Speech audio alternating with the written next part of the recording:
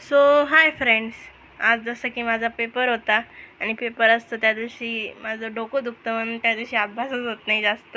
तरी पण मी आज फंक्शन ट्रिगोमेट्रिक 2 आणि ट्रिगोमेट्रिक फंक्शन हा चॅप्टर होता.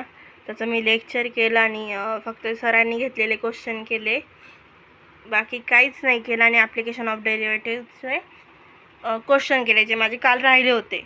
माझा आज पेपर 1 ते 4 होता, तर मग 1 वाजेच्या आधी ते ॲप्लिकेशन ऑफ डेरिव्हेटिव्हचे क्वेश्चन्स केले. मग पेपरला गेले. मग आल्यावर ट्रिग्नोमेट्रिक केलं आजचं. तरी फिजिक्स बाकी आहे आजचं, आता मी करेल आणि ह्याचे क्वेश्चन्स करेल पहिले, मग फिजिक्स करेल. आणि आज खूप डोकं दुखत होतं म्हणून मन पण नव्हतं जास्त अभ्यास करायचं. पेपर असल्यावर हे नाही करत. पेपर ठीकच गेला. जे मी ज्याची रिव्हिजन केली नव्हती तेच आलं जास्त, त्याच्यामुळे ठीकच गेला. खूप छान आणि असं हे नाही गेला. Thanks for watching.